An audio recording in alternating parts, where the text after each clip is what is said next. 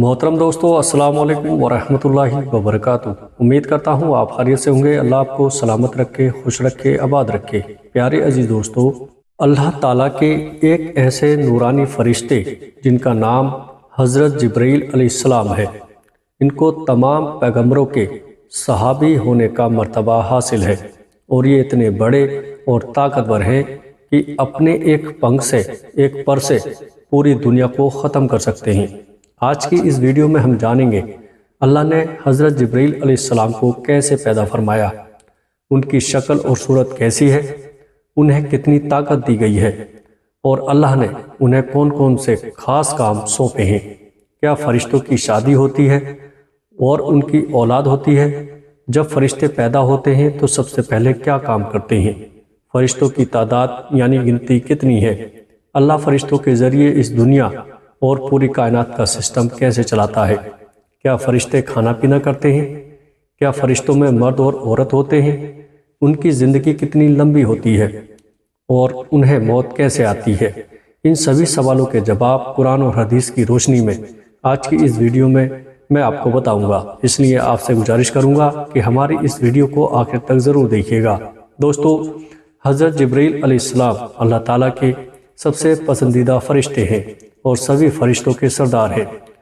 جب اللہ تعالیٰ نے حضرت جبرائیل علیہ السلام کو پیدا فرمایا تو انہوں نے پیدا ہوتے ہی اللہ تعالیٰ کی بارگاہ میں 7000 سال کا ایک سجدہ کیا۔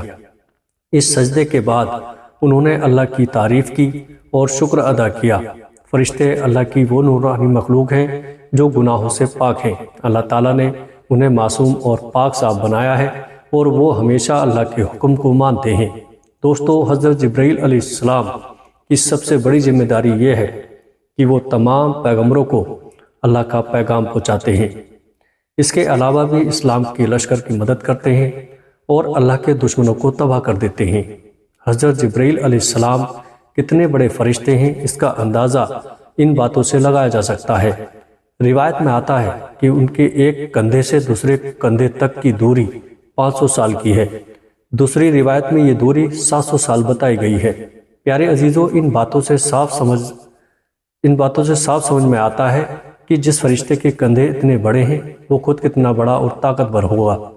حضور پاک صلی اللہ تعالیٰ علیہ وسلم نے ارشاد فرمایا کہ 700 سال کی دوری کا مطلب ایک تیز رفتار پرندے یعنی چڑیوں کا 700 سال تک اڑتے رہنا ہے۔ پیارے دوستو، روایت میں آتا ہے کہ ایک بار حضور پاک صلی اللہ تعالیٰ علیہ وسلم نے حضرت جبرائیل علیہ السلام کو اس حالت میں دیکھا کہ انہوں نے اپنا ایک پر کھولا اور وہ پر پوری دنیا پر چھا گیا، اور وہ ایک پر اتنا بڑا تھا کہ اس پر نے پوری دنیا کو ڈھانپ لیا۔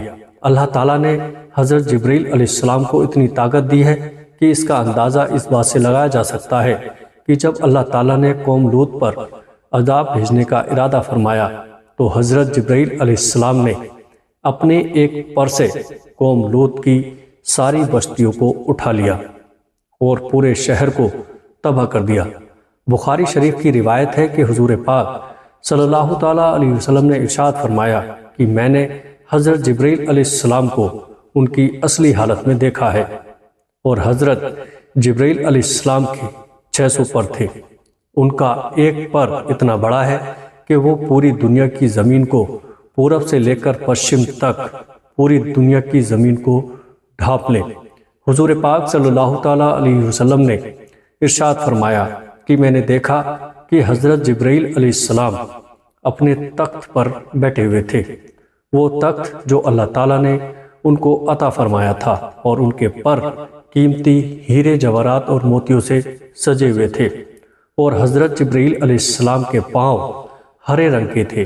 پیارے دوستو، روایت میں آتا ہے کہ حضرت جبرائیل علیہ السلام کے پاؤں پر ایک ایسا خوبصورت موتی ہے جو ایسا معلوم ہوتا ہے کہ جیسے پتے پر شبنم یعنی اوس کا ایک خوبصورت قطرہ پڑا ہو۔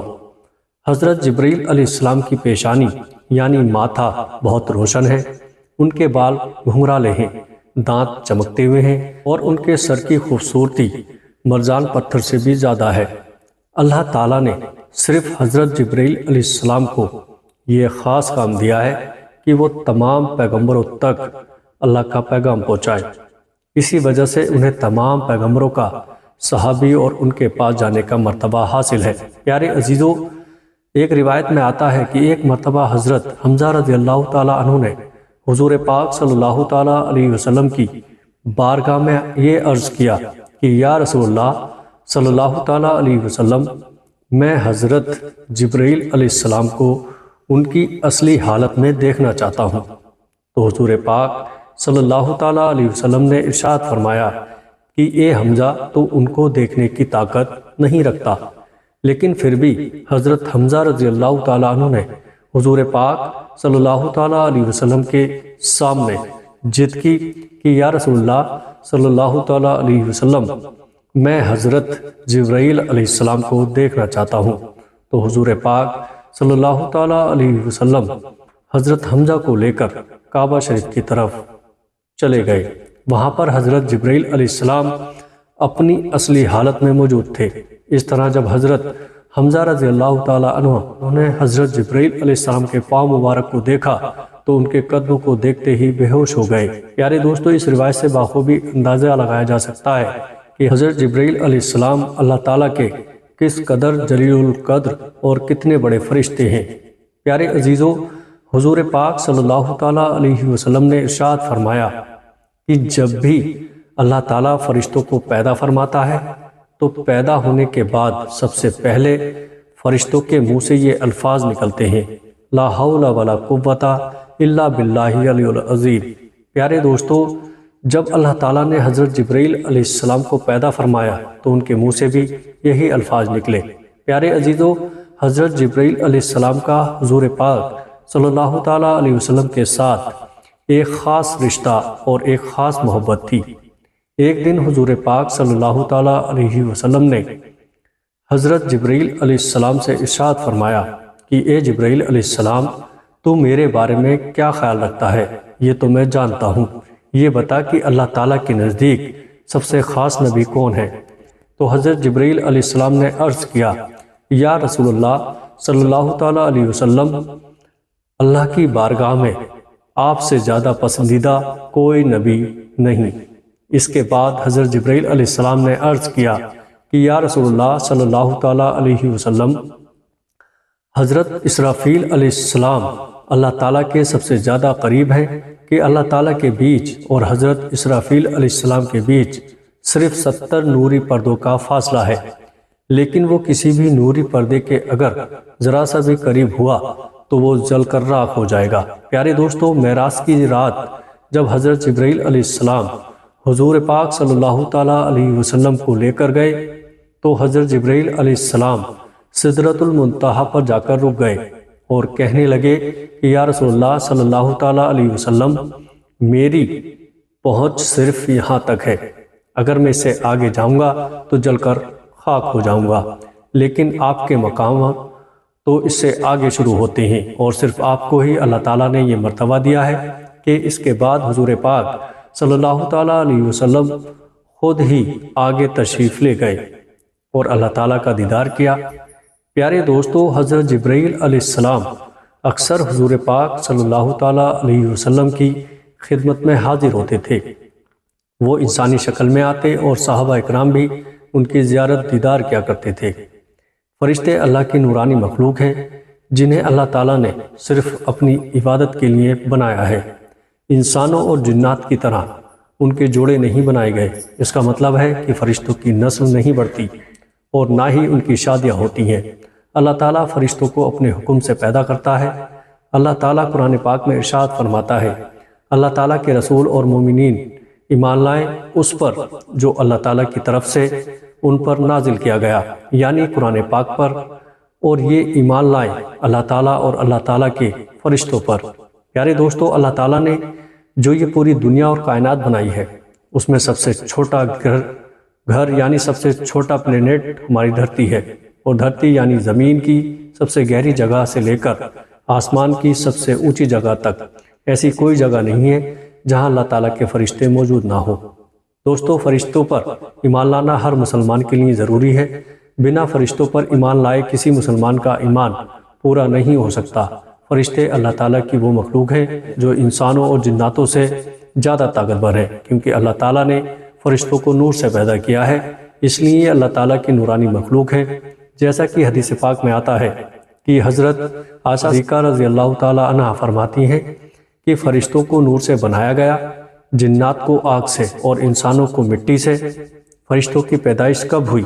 اس کے بارے میں روایت میں آتا ہے کہ فرشتوں کو اللہ تعالیٰ نے انسان اور جناتوں سے بہت پہلے بنایا، جیسے کہ اس بات کی طرف اشارہ کرتے ہوئے اللہ تعالیٰ قرآن پاک میں کچھ اس طرح ارشاد فرماتا ہے، اور جب ہم نے فرشتوں کو حکم دیا کہ حضرت آدم علیہ السلام کو سجدہ کرو تو تمام فرشتوں نے سجدہ کیا سوائے ابلیس کے۔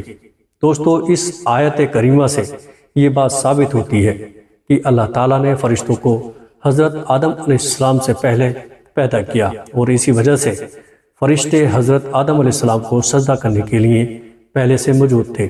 اللہ تعالیٰ جب بھی کسی فرشتوں کو پیدا کرتا ہے تو وہ فرشتہ سب سے پہلے اللہ کا شکر ادا کرتا ہے اور اللہ کے لیے سجدہ کرتا ہے، جیسا کہ روایت میں آتا ہے جب اللہ نے حضرت جبرائیل علیہ السلام کو پیدا کیا تو انہوں نے سب سے پہلے ایک لمبا سجدہ کیا اور اللہ کا شکر ادا کیا۔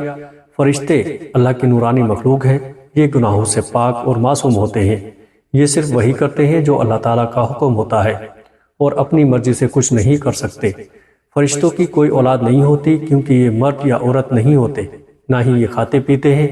ان کی خوراک صرف نور ہے جو انہیں اللہ تعالیٰ کی عبادت اور فرمانبرداری کرنے سے ملتا ہے، اور فرشتوں کی تعداد یعنی گنتی بہت زیادہ ہے جسے صرف اللہ تعالیٰ ہی جانتا ہے، جیسا کہ اللہ تعالیٰ قرآن پاک میں ارشاد فرماتا ہے، اور اللہ تعالیٰ کے لشکر یعنی فرشتوں کی تعداد کے بارے میں اللہ تعالیٰ کے سوا کوئی نہیں جانتا، لیکن اللہ کے 4 بڑے فرشتے ہیں جو دنیا اور کائنات کا نظام یعنی سسٹم چلاتے ہیں۔ یعنی اللہ کے سب سے قریبی فرشتے یہ تمام فرشتوں کے سردار یعنی مکھیا ہیں، اور باقی فرشتے ان کے اندر کام کرتے ہیں۔ پیارے دوستو، ملائکہ اللہ تعالیٰ کے 4 بڑے فرشتے کون ہیں؟ اس کے بارے میں حضور پاک صلی اللہ تعالیٰ علیہ وسلم نے ارشاد فرمایا کہ یہ 4 فرشتے پوری دنیا اور کائنات کا سسٹم چلاتے ہیں۔ نمبر 1 حضرت جبرائیل علیہ السلام، نمبر 2 حضرت میکائیل علیہ السلام، نمبر 3 حضرت اسرافیل علیہ السلام، اور نمبر 4 ملک الموت یعنی حضرت عزرائیل علیہ السلام۔ حضرت جبرائیل علیہ السلام کا کام ہے تمام انبیاء اکرام کو اللہ کا پیغام، اللہ کا حکم پہنچانا۔ اس کے علاوہ ہواؤں کا سسٹم اور گنہگار کاموں کو تباہ کرنے کا بھی انہی کا ذمہ داری ہے۔ حضرت میکائیل علیہ السلام جن کے ذمے بارش اور پیڑ پودے، گھاس، سبزیاں وغیرہ کا کام ہے۔ ملک الموت حضرت عزرائیل علیہ السلام کو اللہ تعالیٰ نے تمام انسانوں کی روح نکالنے کا ذمہ دیا ہے۔ حضرت اسرافیل علیہ السلام ان تینوں فرشتوں تک اللہ تعالیٰ کا حکم پہنچاتے ہیں۔ جب اللہ کسی کام کا ارادہ فرماتا ہے تو سب سے پہلے وہ حکم حضرت اسرافیل علیہ السلام کے پاس آتا ہے، اور پھر وہ اسے اس فرشتے تک پہنچاتے ہیں جسے وہ کام کرنا ہوتا ہے۔ ان 4 فرشتوں کی پہنچ 7ویں آسمان کی آخری جگہ سدرۃ المنتہا تک ہے۔ یہ وہ جگہ ہے جہاں سے آگے کوئی بھی فرشتہ، کوئی بھی مخلوق نہیں جا سکتی۔ اس جگہ سے آگے جانے کی اجازت صرف ایک ہی ہستی کو ملی ہے، اور وہ ہیں ہمارے پیارے نبی حضرت محمد مصطفیٰ صلی اللہ تعالیٰ علیہ وسلم۔ اس کے علاوہ ان 4 بڑے فرشتوں کی مدد کے لیے اللہ تعالیٰ نے کئی اور فرشتے پیدا کیے ہیں جو ان کے الگ الگ کاموں میں مدد کرتے ہیں۔ دوستو، ملائکہ فرشتوں کے بعد ملائکہ اسفل کا درجہ عطا ہے۔ یہ دوسرے درجے کے فرشتے کہلاتے ہیں۔ یہ اپنی طرف سے کچھ نہیں سوچتے، بلکہ جس کام کا حکم ملتا ہے یہ وہی کرتے ہیں۔ انہیں خبر پہنچانے والے فرشتے یا روحانیت بھی کہا جاتا ہے۔ یہ فرشتے زمین پر انسانوں کے دلوں میں اللہ تعالیٰ کی مرضی اور اس کے کامات ظاہر کرتے ہیں۔ یہ اسلام کی خاطر لڑنے والوں کے دلوں میں بہادری، ہمت اور اللہ کے لیے سب کچھ قربان کرنے کا جذبہ پیدا کرتے ہیں۔ وہی جو لوگ اللہ کی نافرمانی کرتے ہیں ان کے دلوں میں ڈر اور کمزوری کے خیالات ڈالتے ہیں۔ ان فرشتوں کی پہنچ بیت المعمور تک ہوتی ہے۔ بیت المعمور سدرۃ المنتہا سے نیچے ایک خاص جگہ ہے۔ انہیں فرشتوں کا کعبہ کہا جاتا ہے۔ ہر روز 70,000 فرشتے اللہ تعالیٰ کی عبادت اور طواف کرنے آتے ہیں۔ یہ فرشتے وہی کام کرتے ہیں جو 4 بڑے فرشتے انہیں کرنے کا حکم دیتے ہیں۔ پیارے دوستو، ان فرشتوں کے بعد زمین اور آسمان کے فرشتوں کا مرتبہ ہے، جن کو اللہ ملائکہ ارض و سما بھی کہا جاتا ہے۔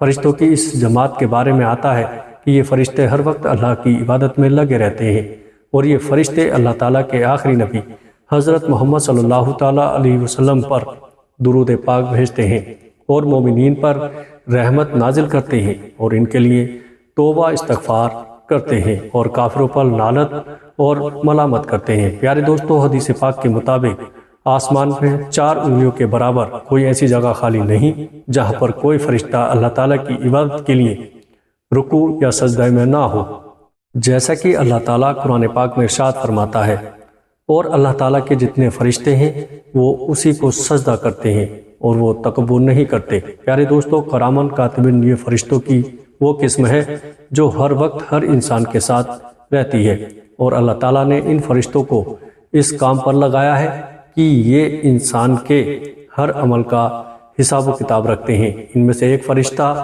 ہر ایک انسان کے دائیں کندھے پر ہوتا ہے اور دوسرا فرشتہ ہر انسان کے بائیں کندھے پر ہوتا ہے۔ میرے پیارے دوستو، کرامن کاتب 2 فرشتوں میں سے دائیں طرف والا فرشتہ نیکیاں لکھتا ہے اور بائیں طرف والا فرشتہ گناہ لکھتا ہے۔ دوستو، جس طرح دنیا میں بسنے والے انسانوں کے لیے اللہ تعالیٰ نے فرشتوں کو تعینات کیا ہے، اسی طرح اللہ تعالیٰ نے جنت اور جہنم کے اندر بھی فرشتوں کو تعینات کیا ہے۔ جنت کے اندر کام کرنے والے فرشتوں کو حجرۃ الجنہ کہا جاتا ہے۔ یہ فرشتے جنت میں رہنے والے انسانوں کی خدمت کرنے والے فرشتے ہیں، اور جنت میں موجود تمام فرشتوں کے سردار کا نام رضوان ہے، اور انہیں جنت کا دروگہ بھی کہا جاتا ہے۔ پیارے دوستو، جہنم کے اندر کام کرنے والے فرشتوں کو حجرۃ الجہنم کہا جاتا ہے۔ جہنم کے اندر بھی اللہ تعالیٰ نے بہت سارے نگرانی رکھنے والے فرشتوں کو پیدا فرمایا ہے، جیسا کہ ان کے بارے میں اللہ تعالیٰ ارشاد فرماتا ہے کہ یہ وہ فرشتے ہیں جو جہنمیوں کو ابلا ہوا پانی اور کھانا پیش کریں گے، اور جہنم کے فرشتوں کے سردار فرشتے کو دروگہ جہنم کہا جاتا ہے۔ پیارے دوستو، اب بات کرتے ہیں موت کے فرشتے کی۔ یہ فرشتے انسان کو ایک دنیا سے دوسری دنیا میں پہنچا دیتے ہیں۔ ان تمام فرشتوں کے سردار کا نام اسرائیل ہے، جن کو ملک الموت علیہ السلام بھی کہا جاتا ہے۔ پیارے دوستو، کچھ فرشتے ایسے ہیں جو اللہ تعالیٰ کے عرش کو اٹھائے ہوئے ہیں۔ یہ فرشتے ہر وقت اللہ تعالیٰ کی حمد و ثنا کرتے ہیں اور اللہ تعالیٰ کی پاکی بیان کرتے ہیں۔ اس کے علاوہ اللہ تعالیٰ نے بہت سارے ایسے فرشتوں کو پیدا فرمایا جو اس کائنات کے اندر ہر طرح کے کام کو انجام دیتے ہیں۔ کچھ فرشتوں کو اللہ تعالیٰ نے ہواؤں کو چلانے پر مقرر کیا ہے، اور کچھ فرشتوں کو بارش برسانے پر۔ کہنے کا مطلب یہ ہے کہ اس کائنات کے اندر اللہ تعالیٰ کا جو بھی نظام، جو بھی سسٹم چل رہا ہے، اس پر ہر ایک فرشتہ نگرانی رکھتا ہے۔ پیارے دوستو، فرشتوں کو موت کب آئے گی؟ اس کے بارے میں روایت میں آتا ہے کہ اللہ تعالیٰ نے تمام فرشتوں کو قیامت تک کے لیے زندگی عطا فرمائی۔ قیامت کے نزدیک جب اللہ تعالیٰ حضرت اسرافیل علیہ السلام کو سور پھونکنے کا حکم دے گا تو دنیا و کائنات کی ہر چیز فنا ہو جائے گی۔ اس وقت اللہ تعالیٰ تمام فرشتوں کو بھی فنا کر دے گا، یہاں تک کہ حضرت اسرافیل علیہ السلام خود بھی فنا ہو جائیں گے۔ اس وقت اللہ تعالیٰ کی ذات کے علاوہ کوئی بھی ذات موجود نہ ہوگی، اور اس وقت تمام فرشتوں کو بھی موت آ جائے گی۔ اللہ تعالیٰ سے دعا ہے کہ اللہ تعالیٰ ہمیں تمام گناہوں سے بچائے اور اپنے پیارے حبیب حضرت محمد صلی اللہ تعالیٰ علیہ وسلم کی محبت کے اندر جینا مرنا نصیب فرمائے، اور اللہ تبارک و تعالیٰ سے دعا ہے کہ اللہ پاک ہم سب کو 5 وقت نماز پڑھنے کی توفیق عطا فرمائے۔ السلام علیکم ورحمۃ اللہ وبرکاتہ۔